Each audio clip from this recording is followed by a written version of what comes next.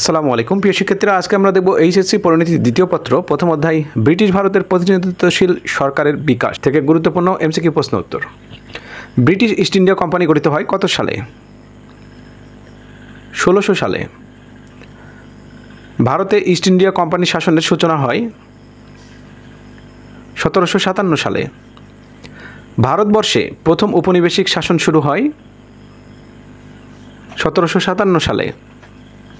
কত সালে পলাশী যুদ্ধ সংঘটিত হয়? 1757 সালে। পলাশী যুদ্ধে কে পরাজিত হন? নবাব সিরাজদৌলা। দ্বৈত শাসন প্রবর্তন করেন কে? Lord Clive. চিরস্থায়ী বন্দোবস্ত চালু করা হয় কত সালে? 1793 সালে। চিরস্থায়ী বন্দোবস্ত কে প্রবর্তন করেন? Lord Cornwallis. উপমহাদেশে প্রথম স্বাধীনতা সংগ্রাম সংগঠিত হয় কখন? 1857 সালে। ভারতীয় জাতীয় কংগ্রেস কত সালে প্রতিষ্ঠিত হয়? 1885 সালে। বঙ্গভঙ্গ কত সালে সংগঠিত হয়েছিল? 1905 সালে। কোন গভর্নর জেনারেল বঙ্গভঙ্গ ঘোষণা করেন? Lord Curzon. 1905 সালে বঙ্গভঙ্গের অন্যতম ফল ছিল ভাগ করো ও শাসন করো নীতির বিজয়। অখণ্ড বাংলা প্রতিষ্ঠার উদ্যোক্তা ছিলেন হুসেন শহীদ সোহরাওয়ার্দী। ব্রিটিশদের ভাগ করো ও শাসন করো এই নীতির পরিচয় পাওয়া যায় কোন কাজের মাধ্যমে?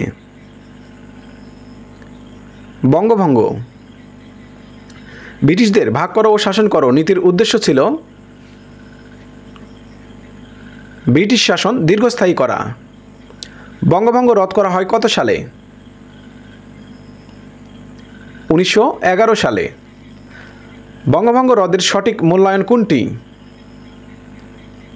ব্রিটিশ স্বার্থের রাজনীতি। মুসলিম লীগ কত সালে গঠন করা হয়েছিল? 1906 সালে।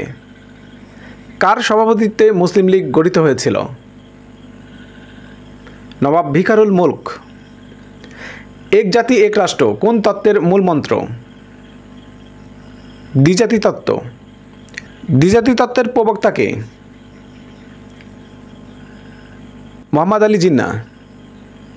ভারতে মাত্র দুটি জাতি বাস করে, উক্তিটি কার? মোহাম্মদ আলী জিন্নাহ। লাহোর প্রস্তাব উত্থাপিত হয় কত সালে?